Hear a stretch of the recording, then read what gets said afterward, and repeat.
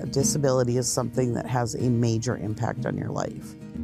Every disability is different. And it's never the same thing for two people.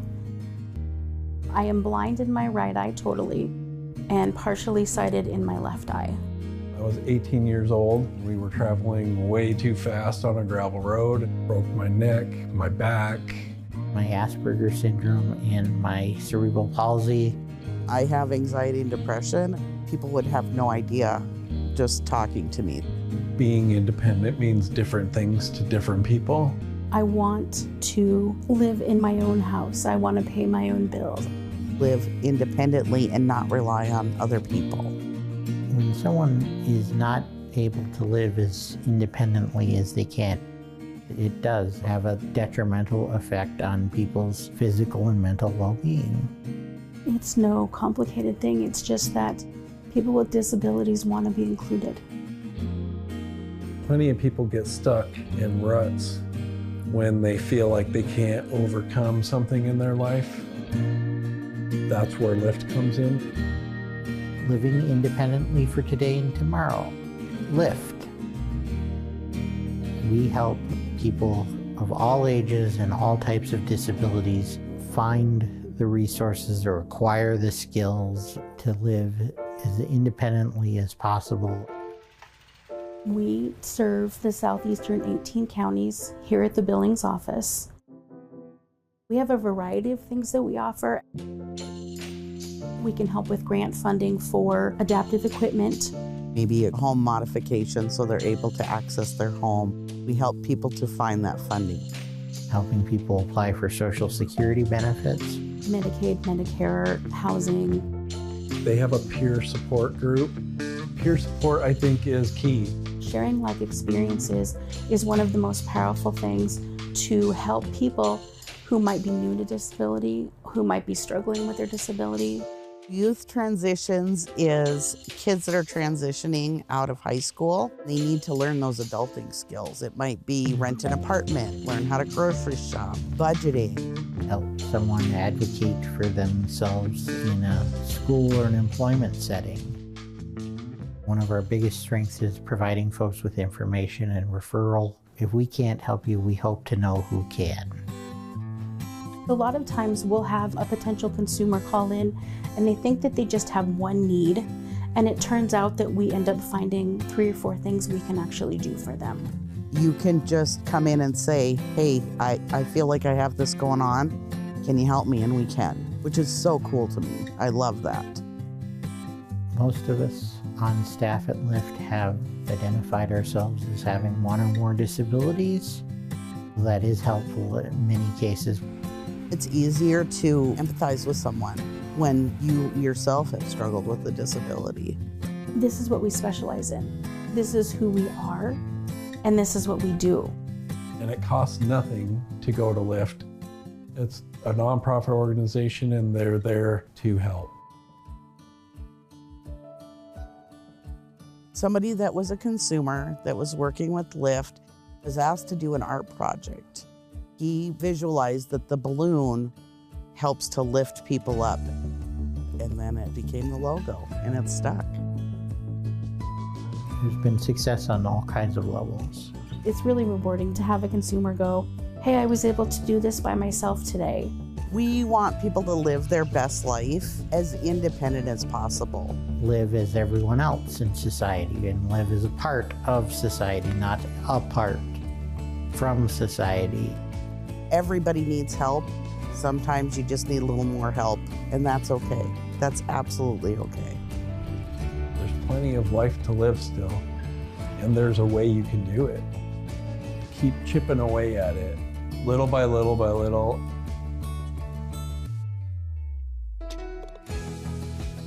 Knowledge is power. Let's share it, for crying out loud. Send us an email, give us a call. We'll do our best to help. We can definitely help figure out what your needs are and get started on that. We're one of many steps in the path to independence, and we're happy to be serving people here in the community.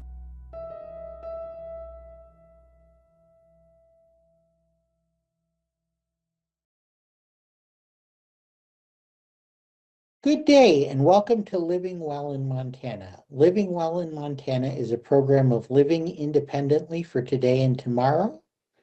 LIFT, L-I-F-T-T, as we often fashion ourselves. LIFT is what is known as a Center for Independent Living. We are a nonprofit source of information, resources, and advocacy for people with all types of disabilities at any age across our 18 county service area in southeast and south central Montana. For more information about LIFT, I encourage you to visit our website at lift.org or give us a call at our Billings office at 406-259-5181 or our Glendive office at 406-948-8500. My name is Jed Barton, and it is my privilege to be a public relations specialist at LIFT and today's host. The foundational legislation and regulations that created LIFT and its approximately 400 other sibling centers for independent living throughout the United States lay out that we are to provide a set of core services to persons with disabilities in our service area. Included in those core services are information referral, independent living skills training, peer-to-peer support, individual and systems advocacy, institutional to community living transitions, and youth transitions. It is that last one I mentioned, youth transitions, that is our focus for today.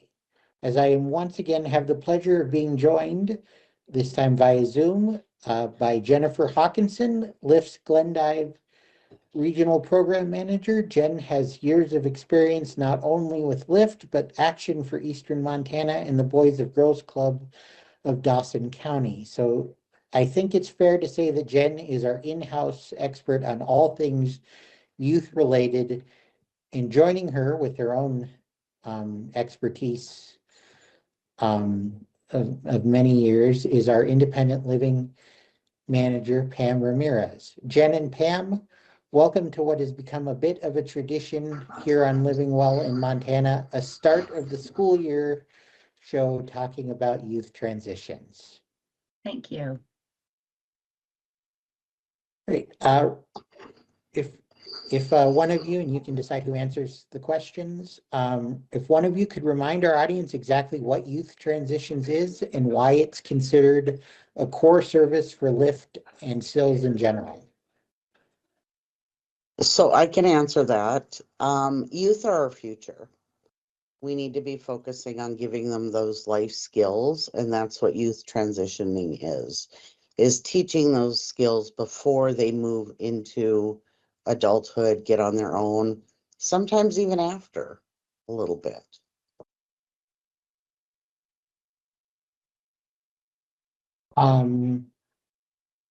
So what specific youth transition services can LIFT provide? All of them. So we can help with like how to rent an apartment, how to grocery shop, how to budget. What do you do if your basement floods? That's a favorite question I like to ask youth. And calling mama is not a choice. What are you gonna do? Recently I helped a young man that came in, and we actually have an assessment that's pretty handy to figure out what kids know and what they don't. And he wanted to learn how to grocery shop. He wanted to learn how to make a couple good meals. He wanted to learn how to make a grocery list and comparison shop. So I was able to take all four of those things and set out a goal. So my goal was you have to cook 2 good meals, good, not ramen, for your family. You have to figure out the grocery list. And then we talked about how to comparison shop. And I always like to use cheese for an example, because you can buy an 8-ounce bag of cheese for $5, or you can buy a 32-ounce one for $8. And so that's something you're going to use continually. We also talked about, like, maybe if you have a recipe that calls for an onion, you're going to find something else to utilize that onion so you're not wasting it. But we were able to incorporate all 4 of those things at once. We help with a lot of different, not just those independent living skills, but we also can help with, job exploration, maybe getting them set up with vocational rehabilitation, and then working what we call that pre-employment part of the puzzle. Also transitioning into secondary education. Maybe they want to follow up and their high school education and go further and get a degree in something, or even a VOTEX skill. So that is, those are areas that we also can help them to be successful in the future. If I remember correctly, if I can build off of what Pam said there, one of the things we have access to is a pretty comprehensive sort of career guidance piece of software. Jen, I know you evangelize about that at times. I do. So if you'd like to explain that. Yeah, it's called MTCIS, and what it is a Montana Information and Career System. And kids can go on and maybe they get one of my favorite parts. There's a couple. One is called the reality check, and it is really a wake-up call because it asks how much are you going to pay for rent?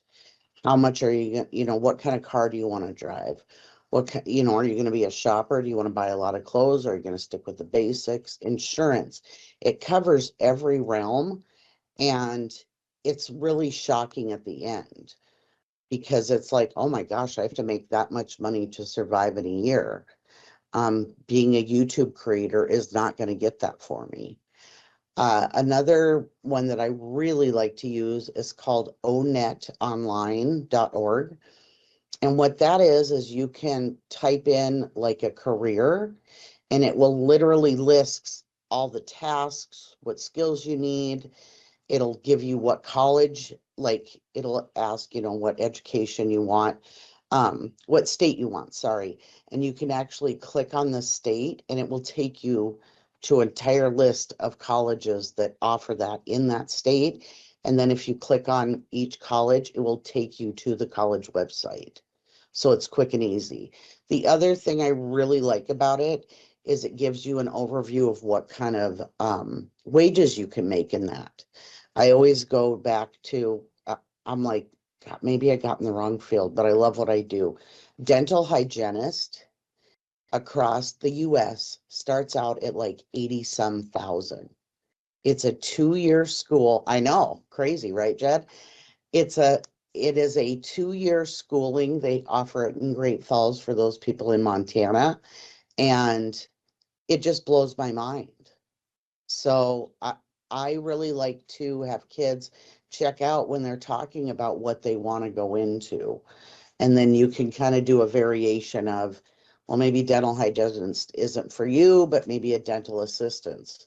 Oh, you're going to make way lower wages as a dental assistant versus a dental hygienist. But it lists every occupation, and it's really interesting to me.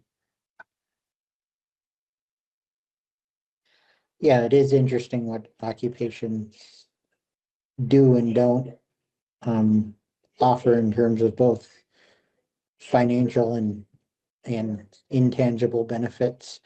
While obviously everyone individual is different and life lessons are imparted for better and worse on each of us from the day we are born, when do you think students and parents should really begin focusing on transition goals, and how can they do it so as not to make it overwhelming when mixing it in among the everyday concerns of middle and high schoolers?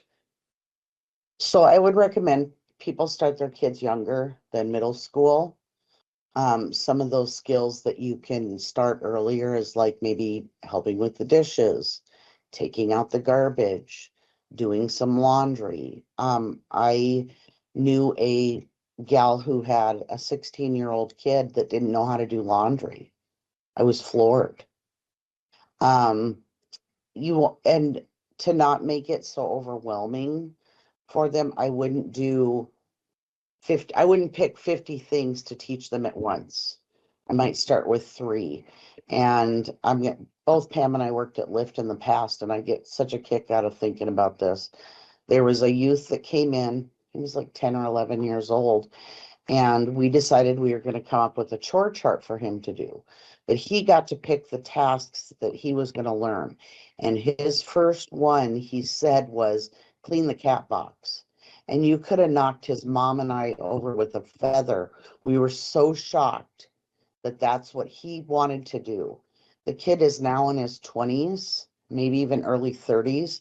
I saw his mom, I don't know, about 6 months ago, and she said he still uses a chore chart and he makes them use it, which is, I love.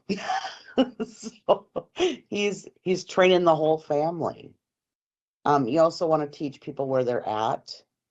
You don't, we had one gal that came in and said, my son needs to learn how to do life stuff.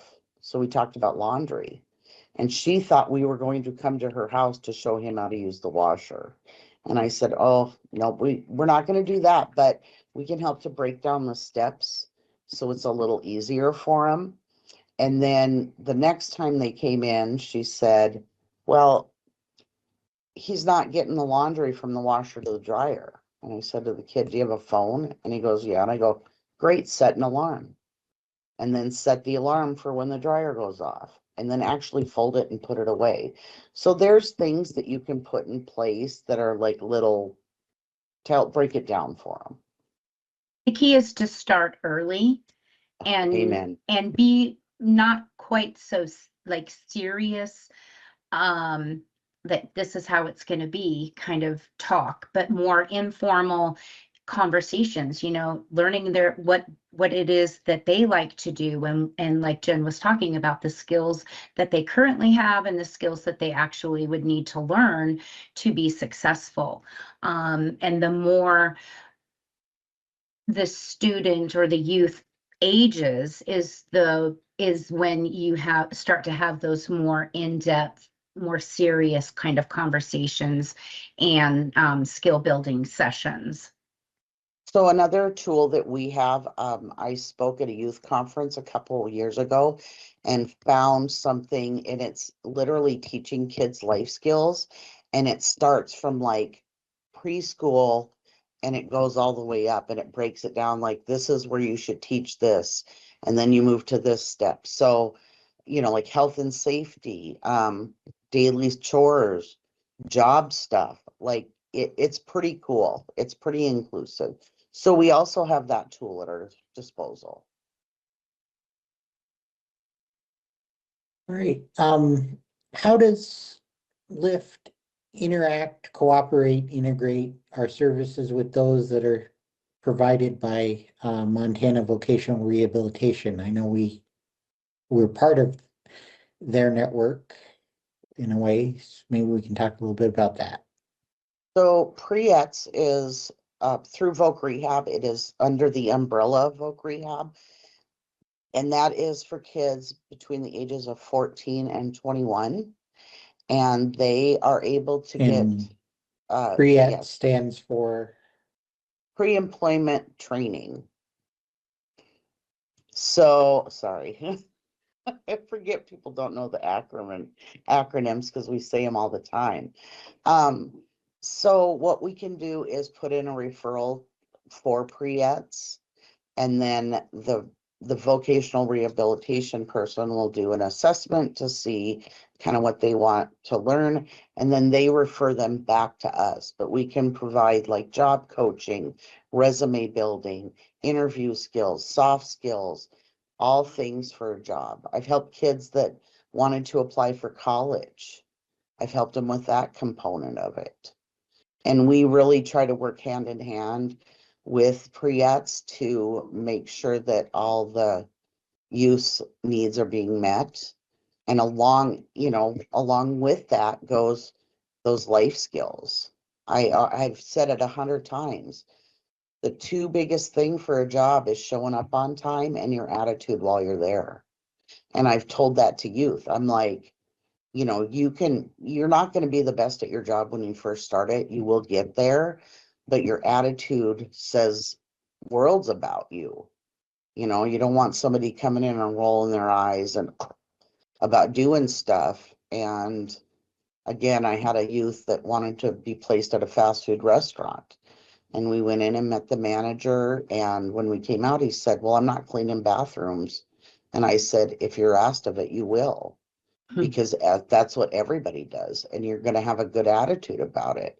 And then I explained how, are you going to want to hire somebody that's like, heck yeah, I'll do that? Or are you going to want to hire somebody that goes, I don't want to do that? And the kid was hired about 3 weeks later. So he must have had a good attitude about life. Yeah. Every transition experience is different, as every individual is different. But what are some commonalities you found doing this work? I personally have found breaking steps down into smaller chunks helps. Again, I'm going to back it up. So when my oldest boy was diagnosed with ADD, it was recommended that I get a book and then list all the steps out for him to do. Well, by the time he found the book, to be able to find the page, because he just couldn't keep on task, that was too much. So again, break down those steps and then build on them.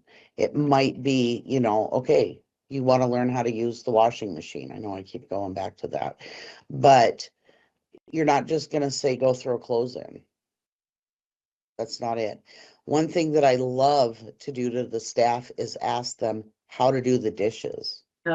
Yes. You know this one, don't you, I Pam? Have you heard do. I this, do. Jed? And it makes perfect sense. Yes. If youth or anyone is not taught the skills, go ahead, Jen. This is why. You This is break it why. down.